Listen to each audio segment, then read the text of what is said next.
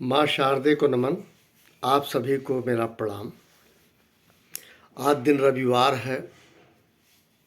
फुर्सत ज़रूर उन लोगों को होगी जो अपने कर्म क्षेत्र पे रहते हैं। मैं तो भाई रिटायर्ड व्यक्ति हूँ। आप सभी का दिन मंगलमय हो, यही ईश्वर से प्रार्थना। सबको राम नाम। मैं पूजा अर्चना की बात कर रहा हूँ। स्वार्थवश किया गया पूजा कभी सफल नहीं होता। किसी प्रयोजन से किया गया पूजा कभी सफल नहीं होता। गलत ढंग से कमाए गए धन से यदि आप पूजा पाठ करते हैं कभी सफल नहीं होता।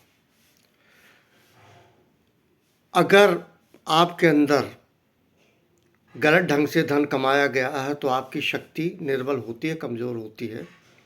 इसलिए कभी भी आपकी पूजा सर्वमान्य नहीं होगी। प्रभु आपके साथ है। प्रभु आपको बहुत प्यार करता है। प्रभु आपको कर्म क्षेत्र में भेजा था, कर्मशील बनने के लिए, भोगने के लिए नहीं भेजा था।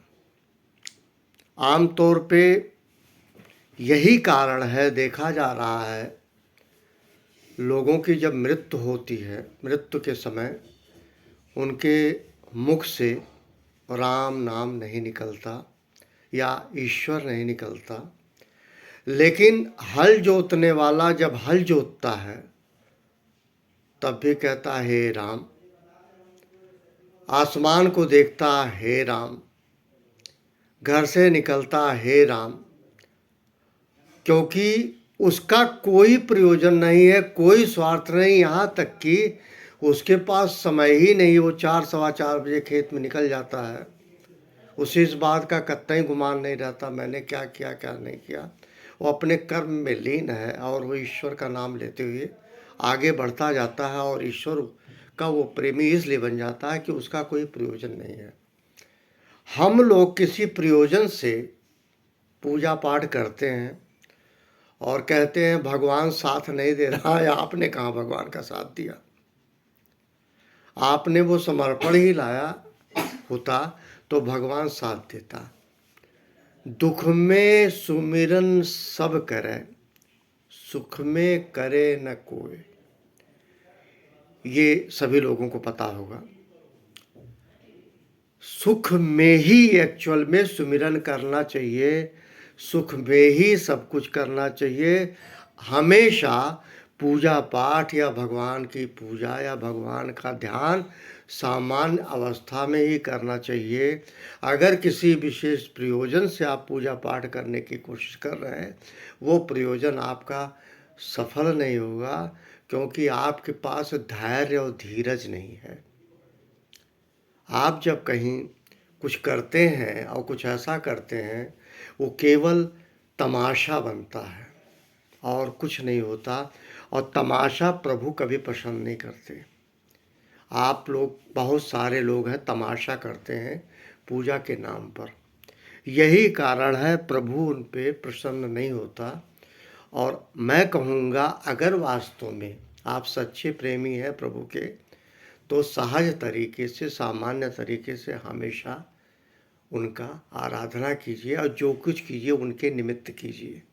जो कुछ कीजिए, आहार भी लें, भगवान राम का नाम ले लें, कुछ भी करें ईश्वर को साक्षी मान के, क्योंकि सबसे बड़ा वजूद यही है कि आप जिंदा हैं और ईश्वर अगर आपके साथ ना होता तो आप मृत्यु हो गई होती। तो प्राण देने वाला आपको पता है और प्राण हारने वाला भी पता है। ये दोनों बातें पता है और पता होने के बावजूद आप लोग संघर्ष नहीं करते। पूजा एक सामान्य अवस्था में किया जाने वाला विधा है, ना कि किसी विशेष आचरण से आप पूजा करने जाते हैं। वो पूजा कभी नहीं सफल होती और जब सफल नहीं होती तो आप ये कहते हैं कि भगवान मेरी सुन नहीं रहा है। आपने सुनाया कहाँ? मन से तन से प्रभु को सुनाया कहाँ? मैं एक छोटी कहानी बताऊं। एक जाति का यादव था बच्चा। वो जब बड़ा हुआ तो कुछ काम काज नहीं करता था और घर में भोजन बहुत करता था। उसके माता पिता उससे परेशान हो गए। उन्होंने इधर उधर सबसे कहा कि मेरा बेटा बहुत खाता है। उनको एक संत मिले। संत से उन्होंने अपनी विविधता रोई कि मेरा बेटा बहुत खाता है। तो उन्होंने ये कहा कि वो उतना ही खाता है जितना उसका खाता है। तो फिर भी उनके माता पिता के समझ में नहीं आया और उन्होंने बच्चे को घर से निष्कासित कर दिया। वो बच्चा रोता हुआ आगे जा रहा था। फिर लौटता है, माता पिता के बोले अब क्यों लौटे? बोले आप, मैं जा रहा हूँ, आप लोग बहुत पछताएंगे। तो उन्होंने कहा कुछ नहीं पछताएंगे, निकल जाओ घर से। तो वो जा रहा था तो देखता है एक जगह कुटिया थी, वहाँ सब अच्छे हेल्थ में सारा कुछ अब मस्ती से सब कर रहे थे। वो बच्चा वहाँ रुकता है और प्रणाम करता है। बाबा थे सामने और उन्होंने कहा कि बेटा बताओ क्या बात है? तो रोने लगा कि हमको बहुत भूख लगती है और माता पिता ने निकाल दिया। तो बाबा ने कहा खाने पीने की यहाँ तो कोई कमी नहीं है, तुम यहीं रहो, माता पिता निकाल दिए। खाना खाना ना? हाँ खाना खाना है, बहुत खाना खाना है। बोले ठीक है। बोले कितनी पंक्ति बैठते? बोले 7। बोले इतना तो हमारे लिए बहुत है। बोले हमारे यहाँ तो। बोले काम क्या? बोले कुछ नहीं, केवल भजन पूजा पाठ, यहाँ कोई काम नहीं है, सिर्फ पूजा पाठ। तो उसने सोचा उतना छोटा बच्चा उसे, देखिए पढ़े लिखे लोग बेवकूफ़ होते हैं इसलिए कहा गया है, और जो कम पढ़े लिखे हुए हैं वो तर्क पे नहीं जाते। उन्हें यही था कि मेरी पहली फरमाइश है, भूख है, मुझे भूख यहाँ शांत होगा, मैं यहीं रहूँगा। वहाँ रहने लगा कुटिया में। फिर क्या हुआ, उसको एक काम दिया गया कि वो गाय वगैरह जो वहाँ थी उनको ले जाता था, चराता था, शाम को आता था, दूध पीता था, खा के पी के मस्त। आप सभी को हिंदू धर्म में पता होगा एकादशी होती है, और उस कुटिया की यह परंपरा थी, एकादशी के दिन भोजन नहीं बनता था, कुछ भी नहीं बनता था, सब लोग व्रत रहते थे। पूरी एकादशी होती थी, तरीके से एकादशी होती थी। अगले एक दिन, जिस दिन एकादशी थी, वो देखता है सब सूना साना। उन्होंने कहा कि बाबा आज क्या होगा? अरे बेटा भूल गए बताना, आज एकादशी है। बोले फिर क्या होगा? बोले आज भोजन नहीं बनेगा। तो उसने कहा मैं तो मर जाऊंगा, इसलिए माँ बाप को मैं छोड़ के आया था, खाना बिना मैं रह नहीं सकता।